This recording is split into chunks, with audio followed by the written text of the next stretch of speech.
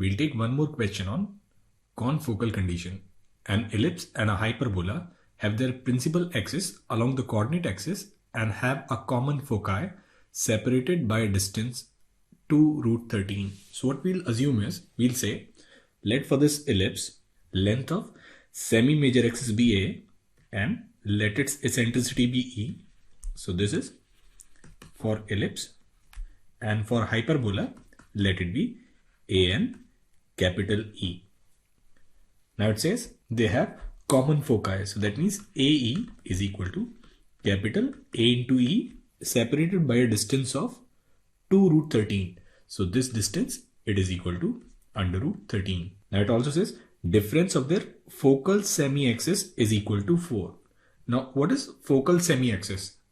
It simply means axis containing focus. So what we are given is, we are given A minus A, and this A minus A is equal to 4. And moreover, it is given that if the ratio of their eccentricities is 3 by 7, find the equation of these curves. So we are also given small e upon capital E, and this value is 3 by 7. So what we'll do is, we'll say let small e be some 3 lambda and capital E be some 7 lambda. Now we'll put it in this equation. Then we can write 3a lambda equals 7 capital A lambda, and it is equal to under root 13.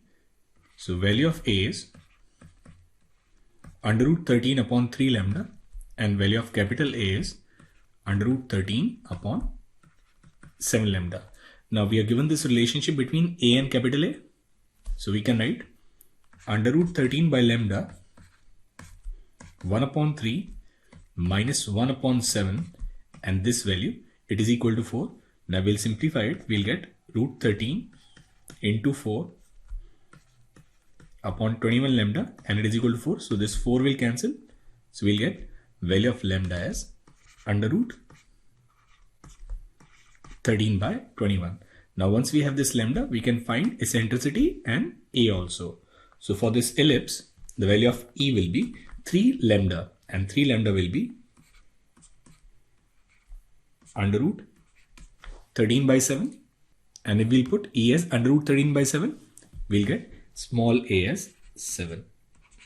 And in the same way, eccentricity of hyperbola, capital E, will be 7 lambda. So there'll be root 13 by 3. And if we'll put capital E as root 13 by 3, we'll get capital A as 3. Now we'll find B for both ellipse and hyperbola.